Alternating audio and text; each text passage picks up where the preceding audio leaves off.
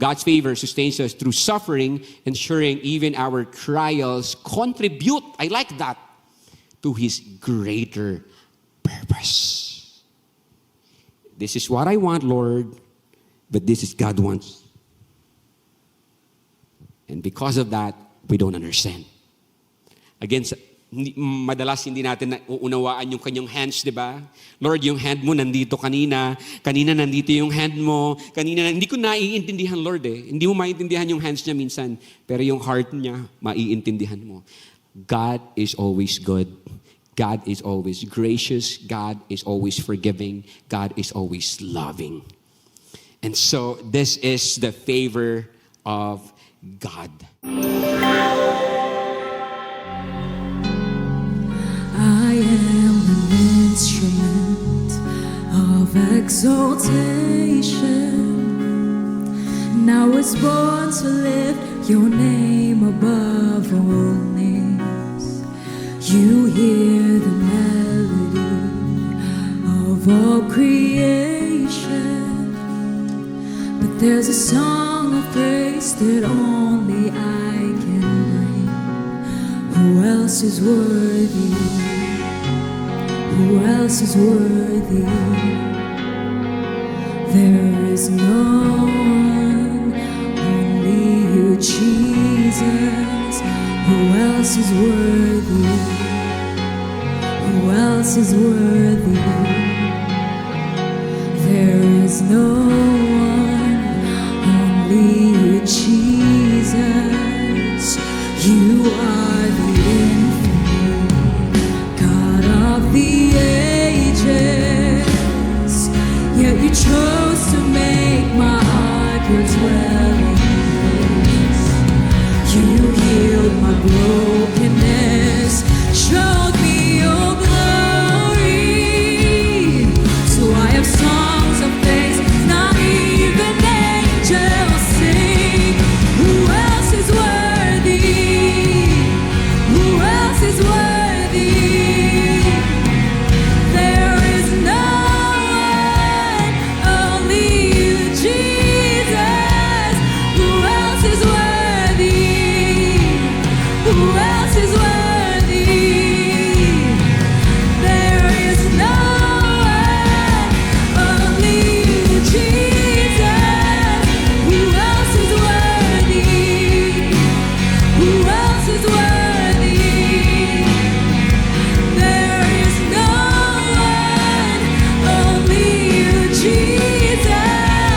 Who else is worthy? Who else is worthy? There is no one, only you, Jesus.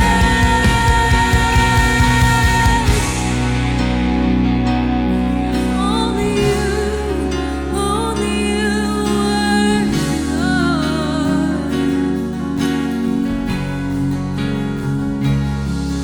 O Lamb of God, anointed one, who was and is to come, seated on the throne above. Holy, holy, righteous one who shed his blood to prove to us the Father's love. Jesus Christ be lifted up. Come on, church, lift up the name of Jesus, the Lamb of God, Lamb of God, anointed one, who was and is to come, seated on the throne above. Holy, holy, righteous one who shed his blood to prove to us the Father's love. Jesus Christ be lifted up. Holy, holy, Lamb of God, anointed one, who was and is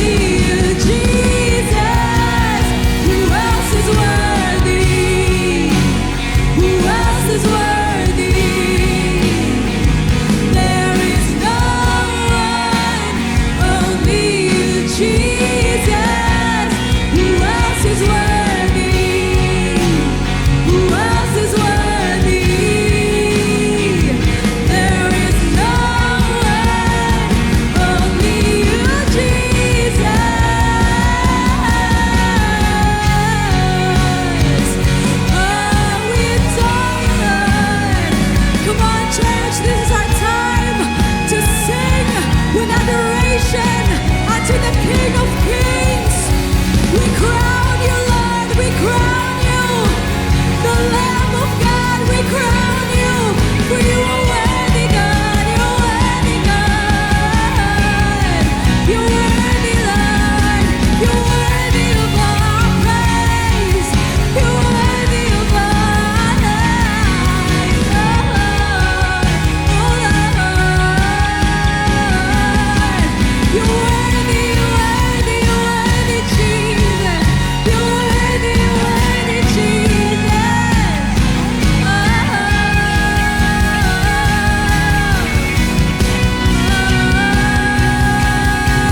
Lamb of God, anointed one, who was and is to come, seated on the throne above.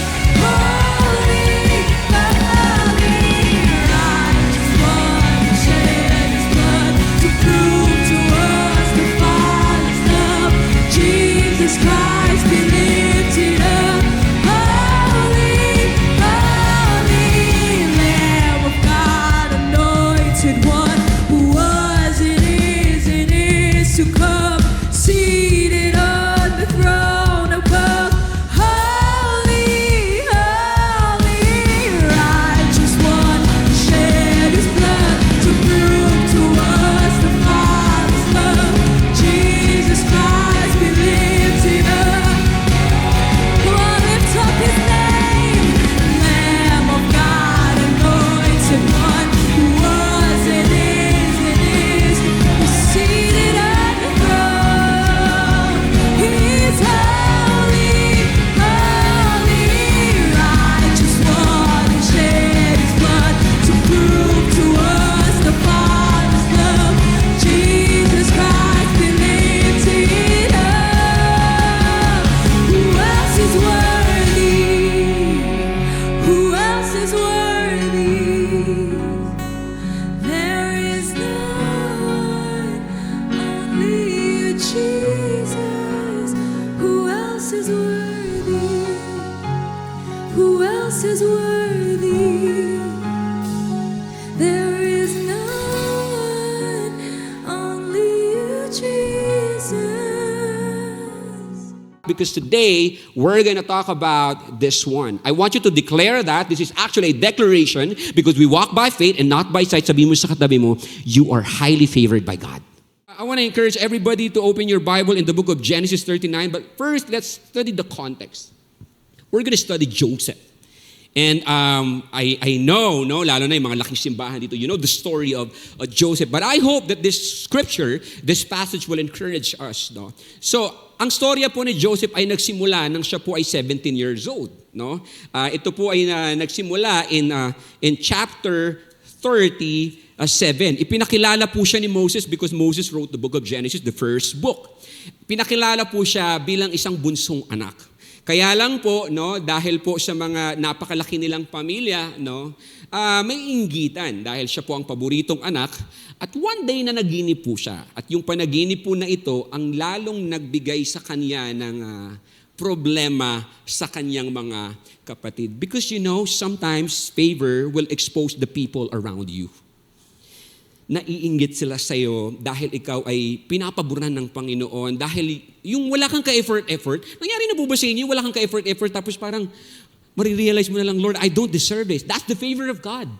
That's the favor of God. And this is now the context. And so, ipakilala po natin at pag-aralan po natin ito. Let's start in verse 1. It says here, now Joseph had been taken down to Egypt. Ito yung time after 37, 38, 39 here in this passage po, ito po yung sinaktan po siya ng mga kapatid niya. Ito yung time po na kung saan pinaplano po siyang patayin ng mga kapatid po niya. But then again, may bumulong na isang kapatid ang sabi, hindi, wag natin siyang patayin. Iiwan na lang natin siya dyan. Iniwan po siya dyan at may nakakita po sa kanya. Now, ang sabi rito, Joseph had been taken down to Egypt. Some of you here, probably you're like Joseph. You're down now, down to Egypt. And you feel like parang may mangyayari pa ba? Patapos na nga yung taon, Pastor Raymond eh. Parang siguro wala na lang din, same old na lang. Probably the reason why we need to talk about this scripture, this passage, this topic, for you to be reminded na hindi, bago matapos ang taong ito, may gagawin pa ako. Because you are highly favored by God. Kasi ikaw ay pinagpala ng Panginoon. And so again, now Joseph had been taken down to Egypt, and Potiphar, an Egyptian officer of Pharaoh, the captain of the bodyguard, bought him from the Ishmaelites who had taken him down there. Kung titingnan natin, parang accidental to. Parang sa daming tao na makikilala. No? Bakit kaya siya yung nakilala? No? Kasi siya ay nagtatrabaho kay Potiphar. And so here in verse 2, the Lord was with Joseph. So, I like this. The Lord was with Joseph. Kahit na maraming nangyayari sa buhay mo, problema, pagsubok, up and down, left and right, as long as kasama mo ang Diyos. If God is for you, who can be against you? Come on now. Kung ang Diyos ay kasama mo, ano man ang mangyari sa'yo, I wanna tell you, you're gonna be okay. So he became a successful man, and he was in the house of his master, the Egyptian. Now, verse 3, it says here, now his master saw that the Lord was with him, and how the Lord caused all that he did to prosper in his hand. This is actually when I was studying the original words here in Hebrew po, na-notice po yung kanyang spirit ng isang unbeliever. Na-notice na ang Diyos ay kasama niya. Ito po ay isang unbeliever. Ibig sabihin, ganun na lamang kalakas ang pabor ng Panginoon sa buhay niya na napapansin po ang presensya ng Panginoon. And so I wanna jump in verse 4. It says here, so Joseph found favor in his sight. Sino po sa inyo dito gusto ng favor ng Panginoon? Taas po natin kamay natin. Sige po, taas natin. Okay. Yung ibang hindi nagtaas, ayaw niyo po. Ako gusto mo ng favor ng Panginoon, i-type mo dyan, I want that favor. So Joseph found favor in his sight and became his personal servant. Na-promote. Kasi po yun ang dinadala ng pabor, may promotion. And he made him overseer over his house, and all that he owned he put in his charge. Wow. It came about that from the time he made him overseer in his house and over all that he owned, the Lord blessed the Egyptian's house on account. I want to jump in verse 5. No, and it says here, thus the Lord's blessing was upon all that he owned in the house in the field. Last verse, in verse 6, it says here, so he left everything he owned in Joseph's charge, and with him there he did not concern himself with anything except the food which he ate. The question that we're going to ask this morning is that, what does it mean to be highly favored by God? What does it mean?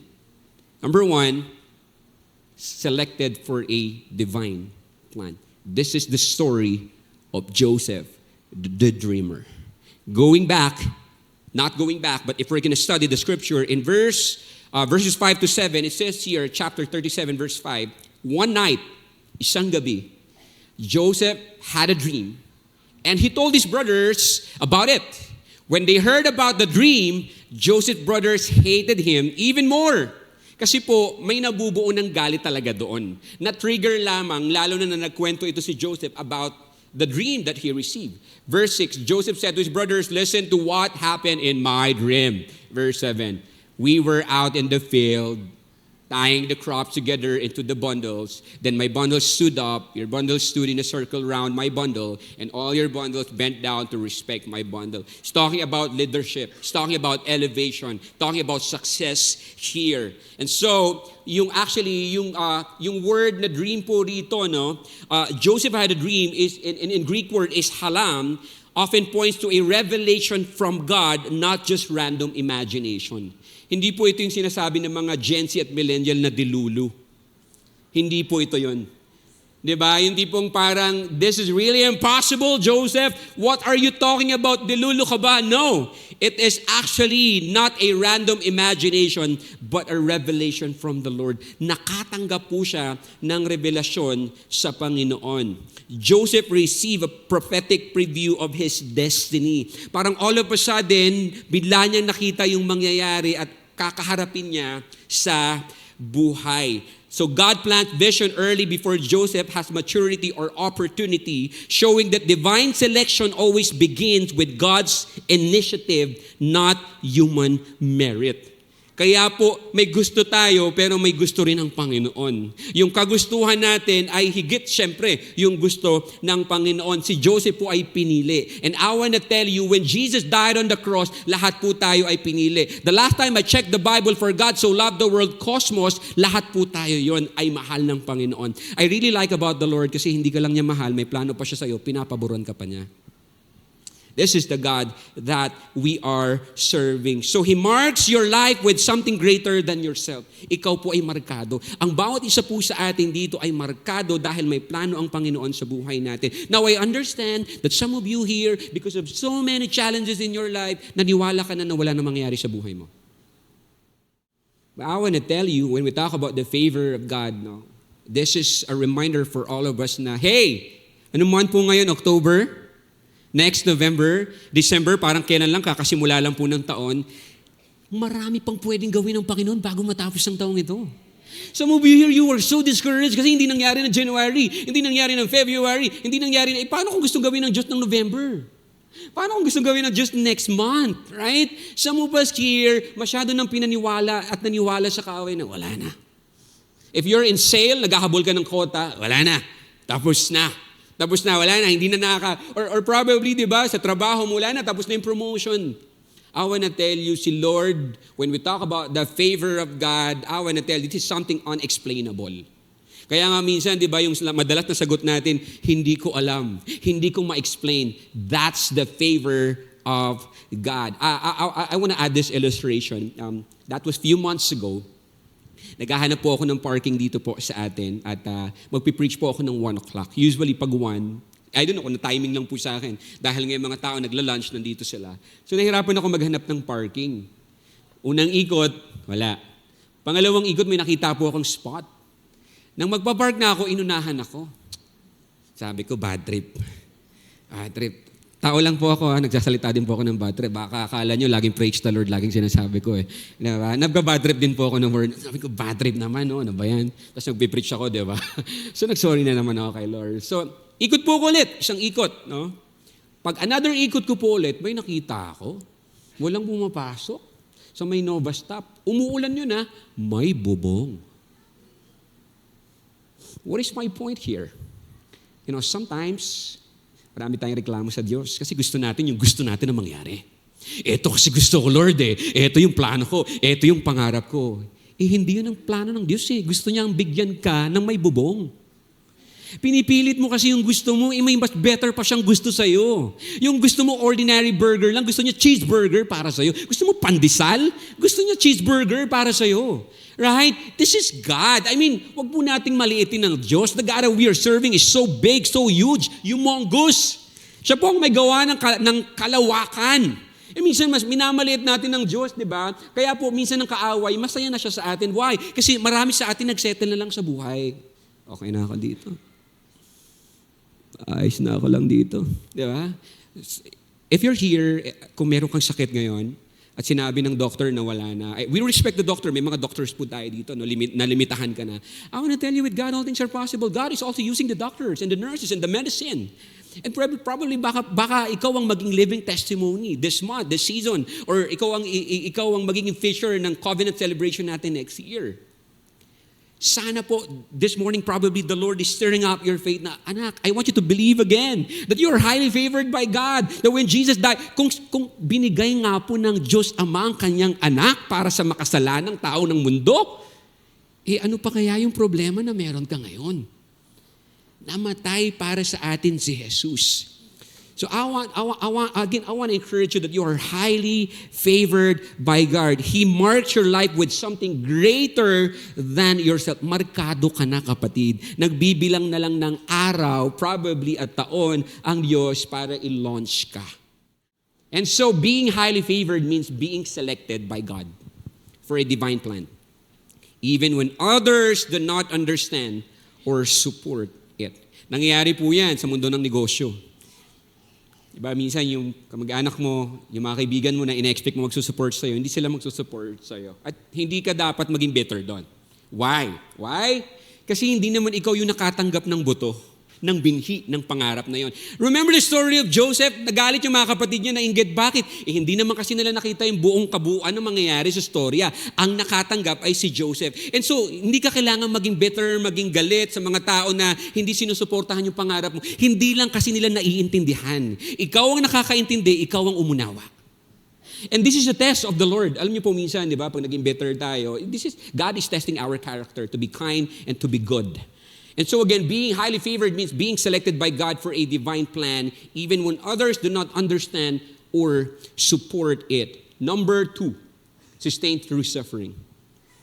I don't want to talk about this because we talk about this a lot for this season, this series, no, for the past few days and weeks, no. But this is part of the favor of God. Hindi dahil favored ka ng Panginoon, wala ka ng problemang may experience. Right? Hindi dahil anak ka ng Diyos, wala ka ng problemang may experience. In fact, here in verse 1, it says here, the Ishmaelites took Joseph to Egypt. Kinuha po siya.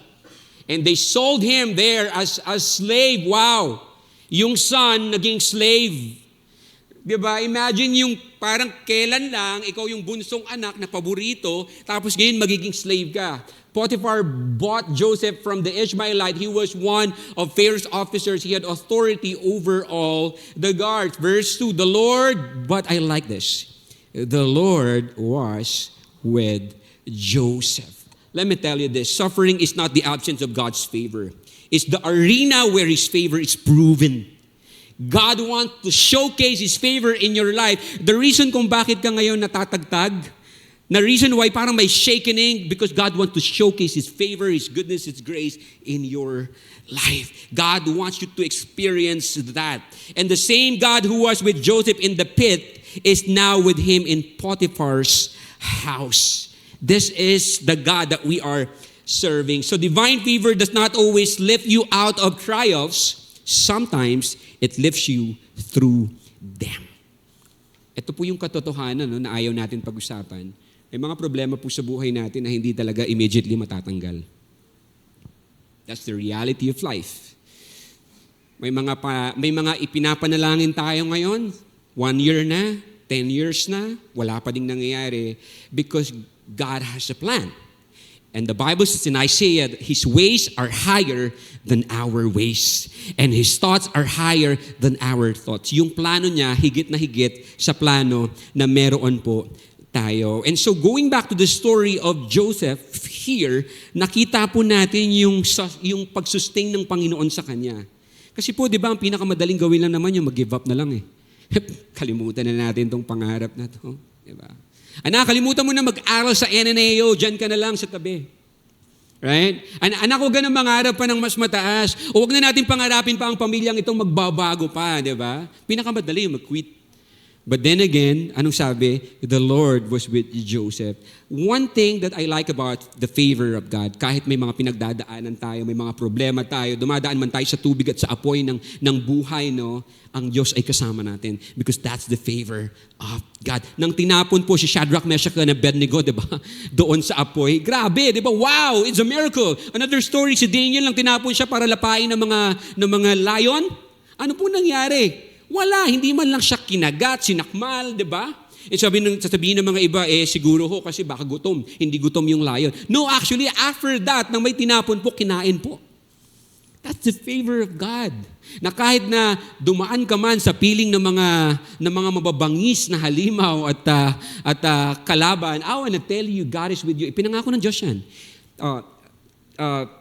Even though I walk through the valley of the shadow of death, I will fear no evil, for God is with me. God's favor sustains you not by changing your situation immediately, but by changing your perspective internally. Gusto rin baguhin kasi ng Panginoon yung the way you see life, no? Kung paano mo tingnan ang buhay. Now, here's the truth. God's favor does not, again, remove suffering. It sustains you through it. The thing that I want to share also is that one. God's favor sustains us through suffering, ensuring even our trials contribute, I like that, to His greater purpose. This is what I want, Lord, but this is God wants.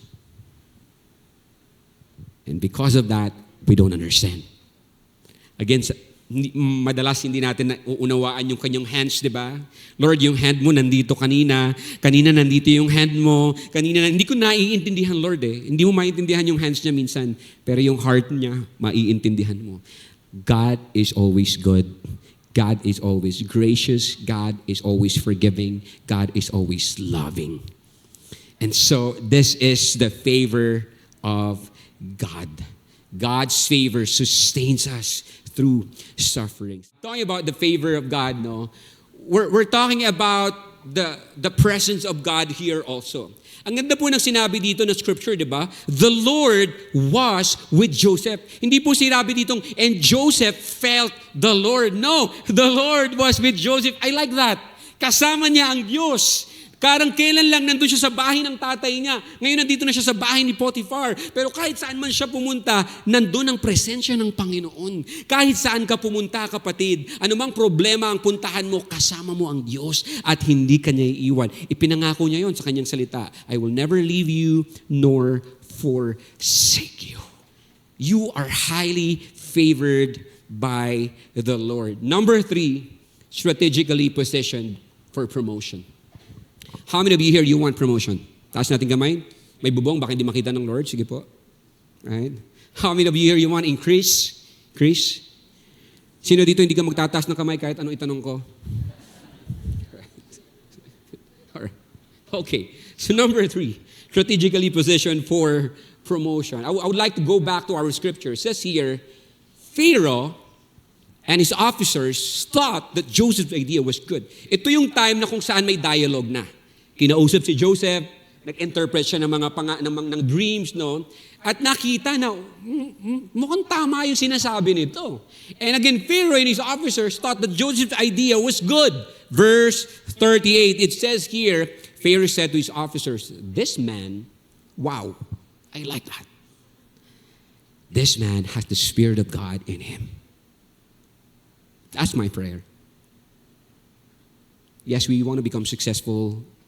We want to add value to people. But this is my prayer. That people will recognize the presence of God in our lives. Pwede kasi nating dayain, right? Yung mga bagay na ginagawa natin. But when we talk about the Spirit of God, hindi mo pwedeng dayain ito. At napansin po ito ng Pharaoh kay Joseph. This man has the Spirit of God on him. I like this guy. Hindi dahil excellent lang siya. Hindi dahil guwaping lang siya. Hindi dahil charismatic. No. I like this guy because of his Spirit. And the Spirit of God is in him.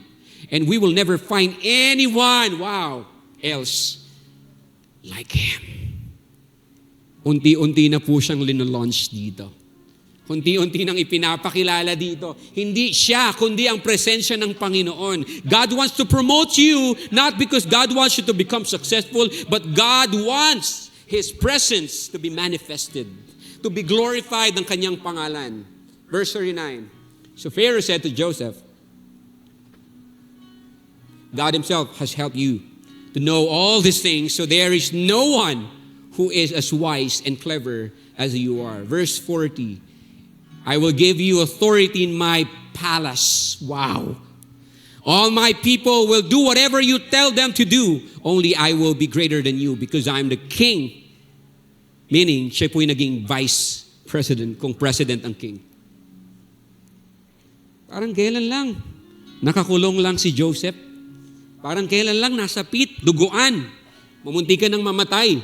Pagkatapos ng pit, napunta sa prison. Tapos ngayon, nasa palace na. It takes time. You want to be promoted, you want to increase, you want blessing, dapat ready ka din sa breaking. Hindi kasi pwede na yung gusto mo lang ang gusto mo lang ang masusunod. Dapat ready tayo na kapag gusto nating kunin yung promise niya, may konting pain yun Hindi natin basta makukuha lang yun. Bakit? Kasi ang pinaka-goal ng Panginoon ay maging maayos ang puso natin. Maging maayos ang atin pong pag-iisip, ang atin pong pagkatao. And so this verse reminds us that divine timing never arrives late. I want to repeat that again. reminds us that divine timing never arrives late. God was aligning circumstances in Egypt long before Joseph was called or summoned. Hinanda na ito ng lahat long time ago.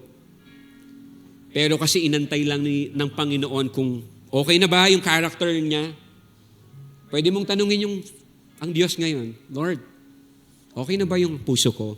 Okay na ba yung character ko? Kasi some of you here, ang dami mong prayers sa Panginoon. This is what I want, this is what I like. Lord, please, please, please. But the question is, here, kamusta to?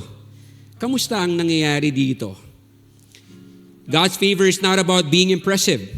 It's about being anointed. Yun yung concern ng Panginoon. Na maging anointed po tayo at ang presensya niya ang manahan sa buhay natin. Here's the thing, God's favor strategically positions us for promotion. Aligning our steps with His purpose and timing. I can sense this. Some of you here, you're going to be promoted.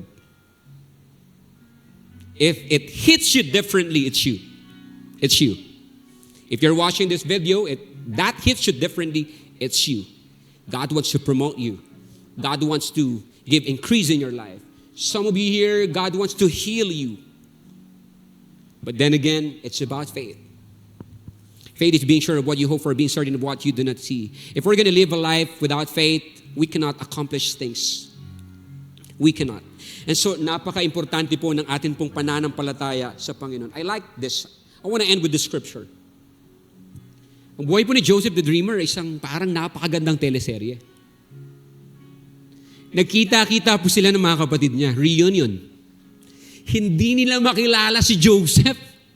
Kasi ganoon ang gagawin sa iyo ng Diyos eh. Kapag binago ka niya, yung mga taong nakakakilala ng past mo, hindi nila makikita na. At sasabihin nila, paano nangyari yun? Ikaw ba yun? And so na nakita nila si Joseph, hindi po nila makilala. Nagpakilala si Joseph. Anong sabi ni Joseph sa kanya, mga kapatid? You tried to harm me. But God made it turn out for the best so that He could save all these people as He is now doing. God appointed him. God gave him the position in the leadership, to help the country of Egypt na mag-arise at hindi magutom. Siya po ay nag-ipon at naging magaling sa accounting. And so, nang time po na ito, nakausap niya mga kapatid niya, sabi niya, salamat na nangyari yun. All things works together for good for those who love God.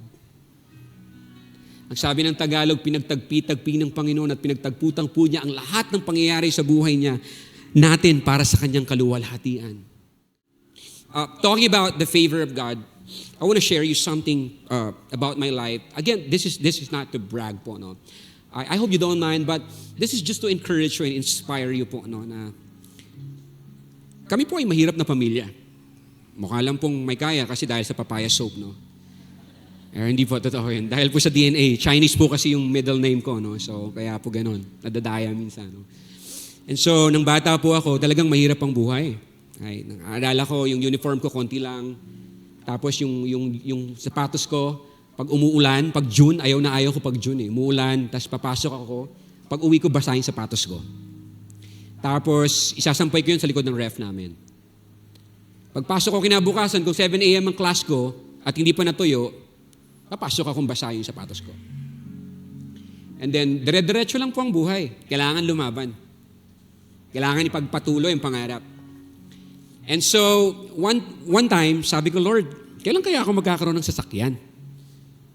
Kasi po, in my family, di ba, parang 6 kami magkakapatid, wala pa rin. And ako po yung youngest, no?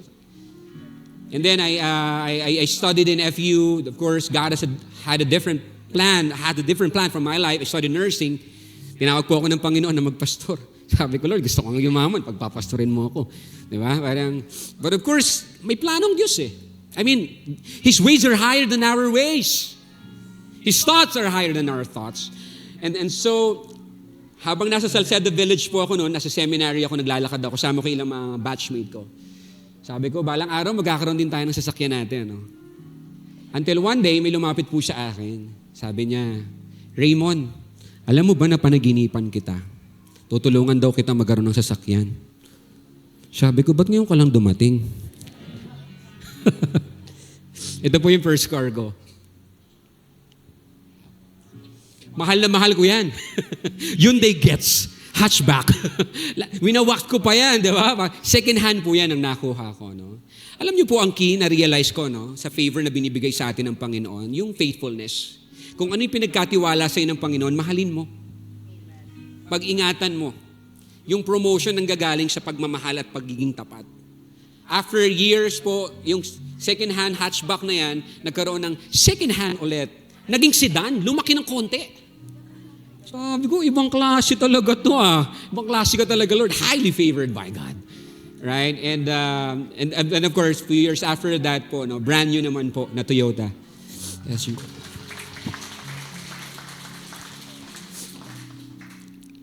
What is my point here po, no? Ang pabor ng Panginoon na hindi lang po sa akin. Sa ating lahat po. Ninanakawan tayo ng kaaway araw. Nalulungkot po ako pag nakakita ako ng mga tao na parang wala ng pananampalataya at wala ng pag-asa sa buhay na parang tapos na yung season ko.